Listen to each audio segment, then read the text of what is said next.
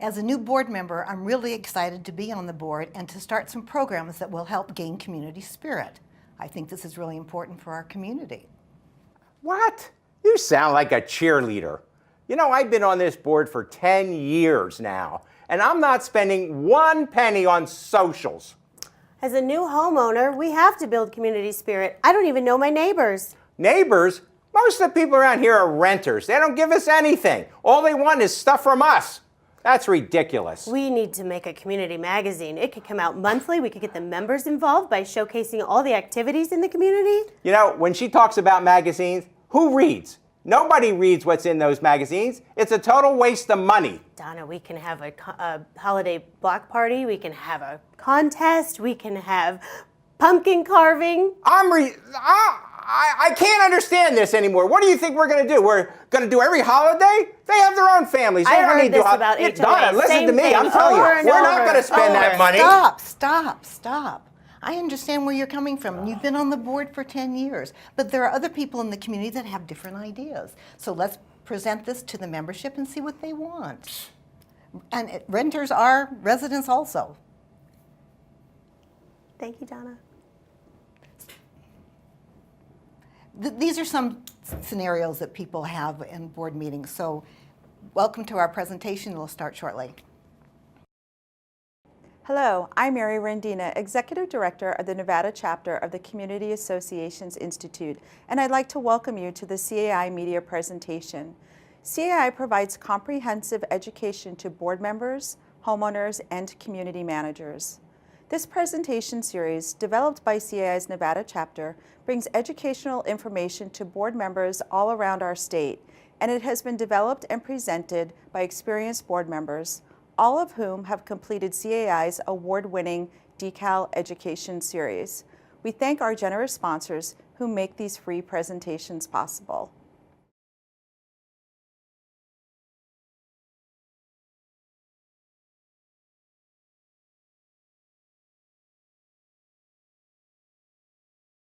We at the Nevada Real Estate Division applaud you for volunteering to serve as a board member on your homeowners association. Board members play a vital role in successful HOA management, which is why we believe that board member training and ongoing education is critical. We're proud to support the effort of CAI's Nevada chapter to provide this innovative digital media training. We'd also like to remind you that you can also contact the Real Estate Division or CAI for additional help. Enjoy the presentation.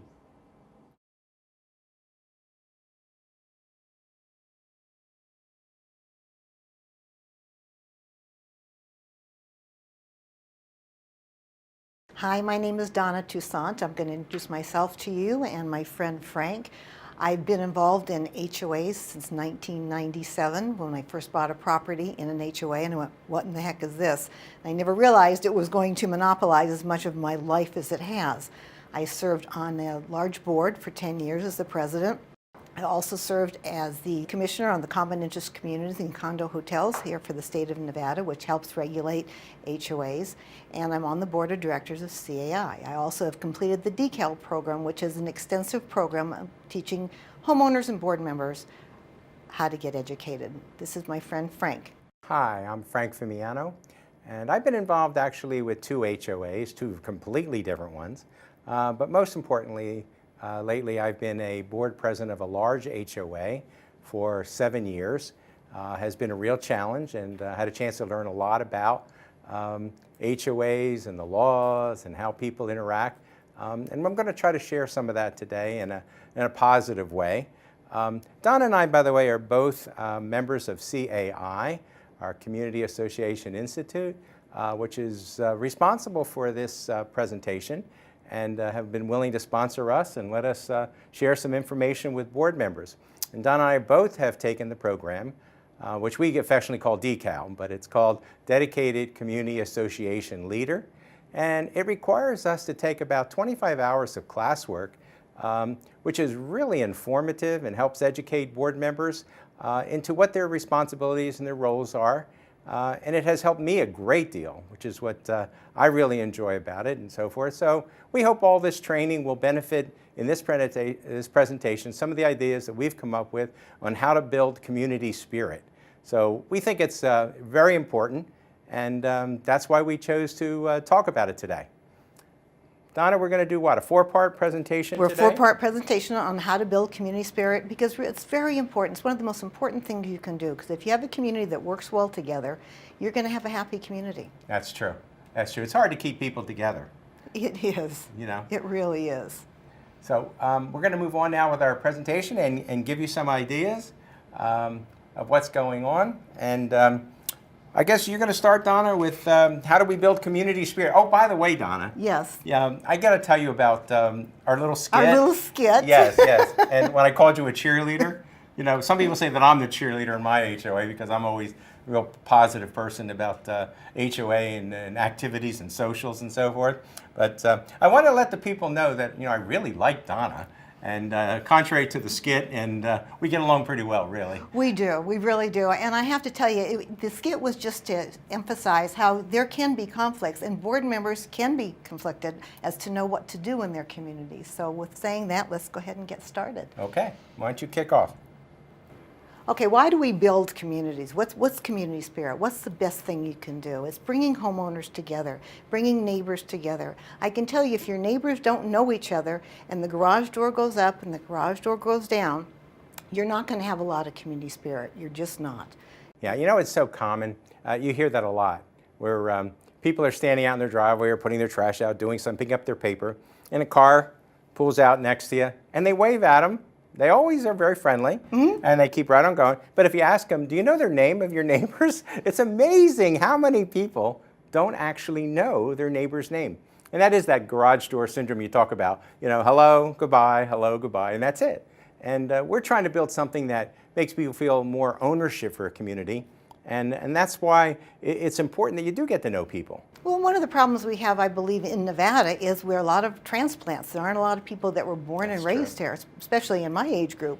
So you have people from all different parts of the country or maybe the world, and they might not have something in common. So it's important that you find something that will bring them all together. Yeah, and I sense that people that are involved or people that know people other than maybe sitting at the pool or waving hello, goodbye, there's a sense then that they belong to something together, and they're willing to interact a little bit, and they're willing to maybe get more involved in doing some of the things and socials and so forth. So that's why this is so important about building community spirit. This is why we think there's so many positive things that can grow out of people knowing each other and working together. Well, one of the things we did in our little skit was a community magazine or a community newsletter. We're going to get into that later in the presentation. But it is important to let the homeowners know, whether they're renters, they're owners, people who live in the community, what's going on, and it helps them be a better neighbor. Yeah, I agree. And, you know, when we do have things in our socials or some programs that bring people together, so often I find we get all concerned about numbers. Well, how many people showed up? You know, and, you know, well, this wasn't valuable enough because, you know, we have this many homes and only 10% of them showed up and so forth. And I think we have to stop that attitude because sometimes programs take a little while to catch on. It's not going to happen overnight. It's not going to happen necessarily the first time. And so we have to build on it. You know, start by doing some things and bringing people together, and then maybe it'll grow into something, you know, a little bit more special. Well, you're right, and we do have some examples that we're going to give later on in the presentation. But the most important thing, never say who isn't there. That is really destructive because you want to point out who is there. Give them the pat on the back. Give them kudos. Don't ever say who isn't there. That doesn't help anything. Yeah, and you know, whenever you use things, especially in writing, I get annoyed sometimes when you may put something in your newsletter or on your website which starts off as a negative. Well, not many people showed up, but those who did had a good time. And I think it sets a tone. I think we have to be, again, much more positive about what we write, what we send out to the community, so that it is that sense of, you know, we're working hard, we're doing things together, and we're hoping that this will grow into something special. Well, I can tell you if I read not many people showed up, I wouldn't go to the next event. I just wouldn't go. Why would I go? Not many people showed up. Obviously, it wasn't a good event. Yeah. But if you spin it around and say, we had several members at our community event, we did this, we did that, everybody had a good time. Never, if you can get around it, never start anything with a negative. Yeah, especially like, don't do this. You know, that kind of thing. Exactly. Even when sometimes we send out information. We try to say nice stuff, and then we say, you know, you can be fined if you do this, or don't do this, and your neighbor will be upset, and so forth. So we got to try to eliminate all that negativity that goes on. Exactly. So, well, let's talk about how we communicate. There are a lot of different ways that we do communicate, and how we're going to get across this positive idea. So what do you think some of the ideas might be? Oh, have a website. A website is a great idea. People can log on, they can see when the meetings are, they might even have your minutes on there if you weren't able to attend the board meeting. Newsletters are a great way to get information out to homeowners. And one of the things that some people are doing now is social media, whether it's Twitter or Facebook or something like that. I'd be very careful how you do that. Yes. I wouldn't do it unless I checked with my legal professional before we do anything like that, because everybody can log on, and it's not a closed group. Well, yeah. Some things sometimes when you read something, or it's like when you get an email, someone's very happy, but you didn't read it the way they meant it. Right. So be very, very careful with stuff like that. You know, it's funny to say this, but sometimes words get in the way. They do. It's the way we Isn't that a song? phrase things, you know? It's like you put something on the newsletter and you meant it to be positive, and people read it, and it's like they get a totally different interpretation Exactly. of what you're trying to say. So you really do need to pay attention to what you say. You know, the other thing too is some people are very private. Yes, You they know, are. and they don't want information. You know, even though we want to give it to them, they just don't want it. So one of the practices that I think are really important, if you're going to send out emails, you really need to get the owner to give that permission. And one of the easiest ways, of course, is you announce, you know, you're going to have an email blast, or you're going to have an email system in your HOA. It's important that you ask them to sign up, because once they sign up and they give you their email address, that's giving you permission to send official information about your HOA, maybe your social activities and some of the things, board meetings, whatever it is, it's really important. So getting that contact information the way the homeowner wants it, who you send it to, you know, what email you use.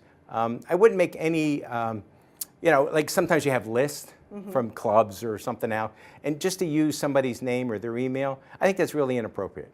You've got to make a system where they have to sign up, and then they're giving you that permission to go ahead and send out this information. And again, be careful what you say. You never Exactly. make negative comments about other people. You never make negative comments about an organization within the HOA. You're there to give them positive information to You're help there them. to be the cheerleader. Yeah, You're well, there I'll to be be that the cheerleader again. What can I And say? I tell you, one of the other things that people really love is pictures of themselves. So if you can ask your Yeah, homeowners, yeah. send a picture of the last event you had or the community project that you were doing. Put it on your website and put it in your newsletter. People love to look at themselves. They really do, and they love looking at their neighbors. Well, you know, I think you're right. I think pictures are, you know, they say what, 1,000 words? Yeah. Okay, or launch Yeah. those ships or whatever it does. Exactly. But what's important about pictures is I know that when somebody's in a magazine and you tell them, they immediately go and read it. Exactly. And that's the way you get. The more pictures you put of people in there and activities, having fun, it just kind of like generates more and more and more involvement. So I always say, you know, fill your magazines, your newsletters with lots of pictures. Exactly. Make them look as professional as they can, and you might only get Yeah. a few pictures the first time, but then the next time you'll get more and more pictures. Before you know it, you're going to have to add more and more pages because you're going to have lots of pictures, and Yes. that's a good thing. That's a good thing. You know, the other thing I think might be helpful is sometimes there's information that's really important that homeowners know. Okay, it may be, quote, the official information's about a meeting, like a membership meeting or some other things that are going on or a specific activity, to make sure that in these newsletters they have useful information. I've even seen newsletters where they talk about in the community, like some kind of special event going on at the recreation center or the senior centers, or something, the 5K in the community, any of these activities that are happening in your general area. It's really important. And once in a while, there are some issues, and I'll give you a good example. In my area, there was a big issue about the airport that was being put in. It was, you know, commercial, but yet it was also a private airport, and they were talking about expanding it. And what got people really upset, and it was again because of lack of information, is where the flight patterns were going to be, because they don't want planes going over their home all day long. And it took us a while to, talk to the people at the airport, get the accurate information. And that was one of the things we published. And it became very helpful because it diffused some of the anger that was in the community, not knowing, and just hearing things. And then people write letters to the editor in a newspaper, they read it, and they get all upset about things. So anything that can be helpful, that can be informative about events that are going on in the community, it's a good place to put it But in a have newsletter. your facts correct. Yeah, make sure the Be facts sure. are correct, Yeah, that's for sure. Check, and double check, because Yeah. you don't want to put something in there that isn't correct. No, I agree, totally agree. I guess we should talk a little bit about places where they can get community events and other types of things, like City Hall, utilities, all of these things are ideas where they could get places of content for the newsletter to make them more valuable as we go along. The other thing is, and I'll let you talk about CAI and all their important information that we can download, because I know you're a real fan. I am, but getting back to other areas, water is a real issue in the state of Nevada, yeah. not just Nevada, the whole western part of the United Sure. States. Maybe you can get somebody from your local water district to write a letter on how you can conserve water, how you can conserve on power, whoever your power company is. I mean, these are things that people need to know, they might not be aware of, and it is very helpful. It Yeah, really is helpful. That's true. And again, there are many different sources. It's not like they have to create new things or new articles every time.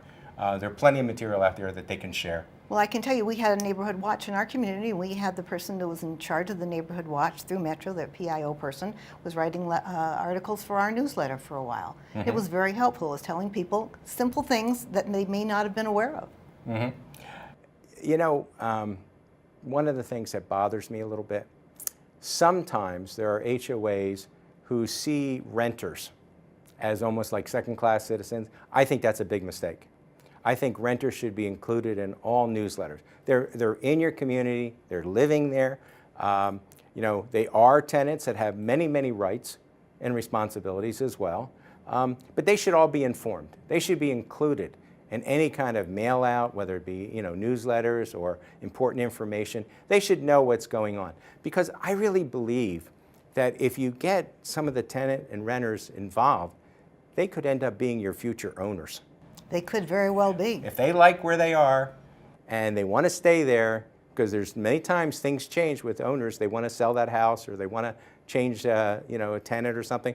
And I find that a lot of them then become owners. And the more involved they are, the more they understand about our HOA, I think they become better homeowners. Well, and people who are leasing a home from a homeowner, in a sense, they are paying assessments Sure. because they're paying the house payment. Right. So they should be included in your community. In my community, we send everybody everything, whether you're an owner or not, Yeah, that's really important. because they need to know the rules too. Yeah. They're living in our community. Absolutely. And there's one other group of people that I wanted to talk about. Do you remember what it was like being a new kid at a new school? Have you Oh, ever had yes. that experience? Oh, yes. Where you walk in and you feel like you're a total stranger, okay? And it's that one kid that befriends you, that makes you feel like you can breathe and be a little more comfortable, that you might be accepted. That's the same way I feel about new people who move into our communities. We have to make an effort to reach out to them. And sometimes it's informal with neighbors. Maybe they bring something to their door, a cake or something that makes them feel welcome. And sometimes there's more formal programs where the HOA specifically designs programs to help welcome new homeowners. Now, one of them that I know about, which I thought was really good, is they had somebody, it was a very small HOA, and they had somebody there that loved to embroider. And what she did, is the HOA bought these nice towels. She actually embroidered their name and the address. Oh, wow. And they went and presented it. And, and they put other information in the packet, but they presented the towel and welcome that they could put in their, bathroom when guests came and so forth. It was really neat hand towel. And then they put in their, coupons if they had any. Now, there's another one I know about, and it's a larger HOA, and they do this every 6 months. Every 6 months, they have a new homeowner welcome party. And what they do is they send out letters, and when they don't respond, they phone them. They really make an effort to get them to come to this party, and it's designed for new owners.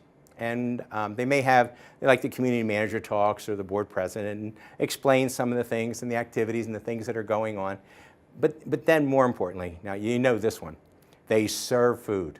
They have the cakes and food is the you know, the coffee. That's always makes people feel welcome. Exactly. But here's the part that I like best of all.